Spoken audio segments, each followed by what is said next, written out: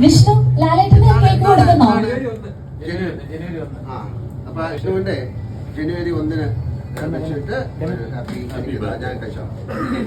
അപ്പം നേരെ സിനിമയുടെ സക്സസ് മീറ്റിംഗ് ഇന്ന് നടക്കുന്നുണ്ടായിരുന്നു. അപ്പൊ ആ സമയത്ത് വിഷ്ണു എന്ന് പറഞ്ഞിട്ട് ഒരു കാഴ്ചശക്തിയില്ലാത്ത ഒരു യുവാവിന് ലാലേട്ടൻ കേക്കൊക്കെ മുറിച്ചു കൊടുക്കുന്ന ഒരു സീന് കണ്ടിട്ടുണ്ടായിരുന്നു. അപ്പൊ എന്താണ് സംഭവം എന്ന് ചിലവർക്കൊക്കെ തോന്നിക്കാണും. അപ്പൊ അതിന്റെ ആ സംഭവത്തിന് പിന്നിലുള്ള ഒരു ആ സംഭവം എന്താണെന്ന് ഞാൻ പറഞ്ഞുതരാം. അതായത് നേരെ സിനിമ ഇറങ്ങിയിട്ട് സിനിമ കണ്ടിറങ്ങി ആൾക്കാരെ റിവ്യൂ എടുക്കും. അപ്പൊ ഈ പബ്ലിക് റിവ്യൂ എടുക്കാൻ വേണ്ടി കുറെ പേര് തിയേറ്ററിന്റെ ഫ്രണ്ടിലുണ്ടായിരുന്നു. അപ്പം കൊല്ലത്തുള്ള വിഷ്ണു എന്ന് പറഞ്ഞ ഒരു യുവാവാണ്. അദ്ദേഹം ലാലേട്ടന്റെ സിനിമ മാത്രമേ കാണാൻ പോവുള്ളൂ. അപ്പൊ ലാലേട്ടന്റെ സിനിമ ഒരു പുതിയ സിനിമ ഇറങ്ങുമ്പോൾ പിന്നെ മറ്റൊരു ഫാനിനെയും കൂടെ നമുക്ക് കിട്ടിയിട്ടുണ്ട്. ഇതേപോലെ ഒരു ഫാനിനെ മുന്നേ കിട്ടിയിട്ടുണ്ട്, ഒരു ആരാധകൻ, നമ്മുടെ സന്തോഷ് വർഗി എന്ന ആറാട്ടണ്ണൻ. അപ്പൊ അദ്ദേഹം ഇതേപോലെ ലാലേട്ടന്റെ കട്ട ഫാനായിരുന്നു.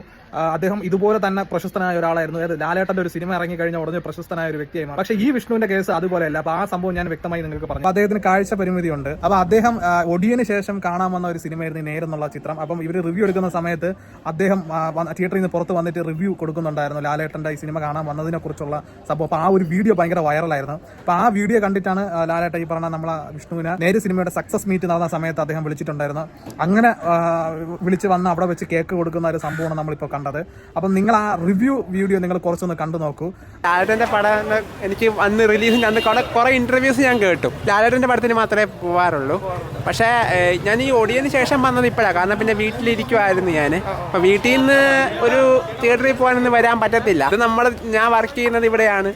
അപ്പൊ എന്റെ വീട് കൊല്ലത്താണ്. അപ്പൊ എന്റെ ശമ്പളത്തിൽ നിന്ന് ഞാൻ കണ്ടതാണ്. പറയുന്നുണ്ട് അദ്ദേഹം ജോലിക്ക് പോയി തുടങ്ങി, ജോലി ചെയ്ത് സ്വന്തം കാശ്, എന്റെ സ്വന്തം പണമല്ലോ, അതിന് വന്നാണ് ഞാൻ ഈ പടം കണ്ടു എന്ന് പറഞ്ഞത്. അപ്പൊ അതുപോലത്തെ സംഭവങ്ങൾ കേട്ടപ്പോൾ നമുക്കത് കണ്ടപ്പോൾ ലാലേട്ടന്റെ ഫാൻസ് എന്ന് പറയുമ്പോൾ ഇതിപ്പോ ഒരു 4ാമത്തെ ജനറേഷനെങ്കിലും ആയിക്കണം. അപ്പൊ ആ സമയത്ത് അദ്ദേഹം ഇതുപോലുള്ള ആൾക്കാരെയൊക്കെ അദ്ദേഹത്തിന്റെ സിനിമയുടെ അതേപോലെ സക്സസ് മീറ്റിലൊക്കെ ഉൾപ്പെടുത്തി അവരെയും കൂടെ കൊണ്ടുപോകുമ്പോൾ അതൊരു വലിയ സംഭവമായിട്ടുള്ള കാര്യങ്ങൾ തന്നെയാണ്.